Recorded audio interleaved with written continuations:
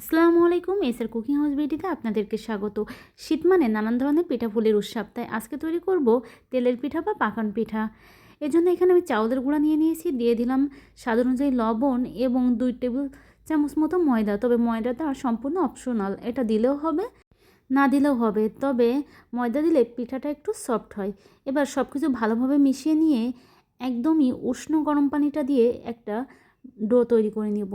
ঠিক রুটি তৈরি করার জন্য আমরা যেমন ডো তৈরি করি, এই ডোটাও ঠিক তেমনই হবে, তবে ডোটা একটু শক্ত হবে। আজকে আমি পিঠাটা গুড়ের দিয়ে তৈরি করব, তাই ডোটা একটু শক্ত করে তৈরি করব। এবং ডোটা তৈরি হয়ে গেলে আমি বেশ কিছুটা সময় নিয়ে এটাকে মথে নিয়েছি।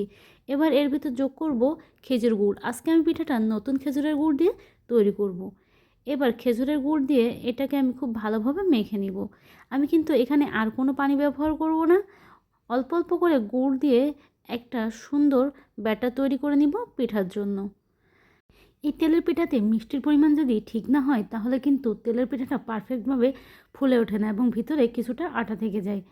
এখানে আমি আরও কিছুটা গুড় দিয়ে দিলাম।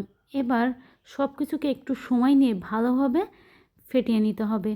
আমি কিছুক্ষণ হাত দিয়ে ফেটে নিয়ে এর ভিতর দিয়ে দিলাম নারকেলটাও অপশনাল, তবে নারকেল দিলে পিঠাটা খেতে অনেক বেশি ভালো লাগে।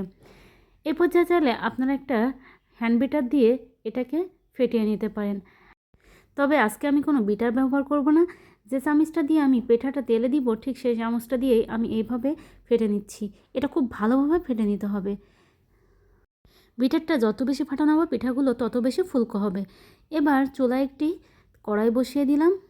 এর ভিতর দিয়ে দেওয়া হয়েছে পর্যাপ্ত পরিমাণে তেল। তেলটা এমনভাবে দিতে হবে যেন পিঠাটা খুব ভালোভাবে ডুবে যায়। এবার তেলটা খুব ভালোভাবে গরম করে নিয়ে এর ভিতর পিঠার ব্যাটার দিয়ে দিচ্ছি। তারপর পিঠাটা ফুলে উঠলেই এটাকে উল্টে নিচ্ছি।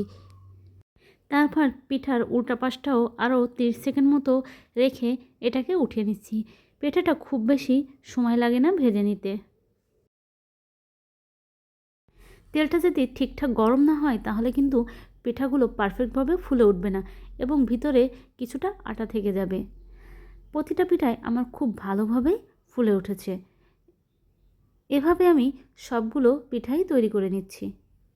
নতুন গুড়ের এই তেলের পিঠাটা খেতে কিন্তু অসাধারণ লাগে। ভিডিওটি ভালো লাগলে লাইক, কমেন্ট, শেয়ার করুন এবং আমার চ্যানেলটি সাবস্ক্রাইব করে আমার পাশে থাকুন। আল্লাহ হাফেজ।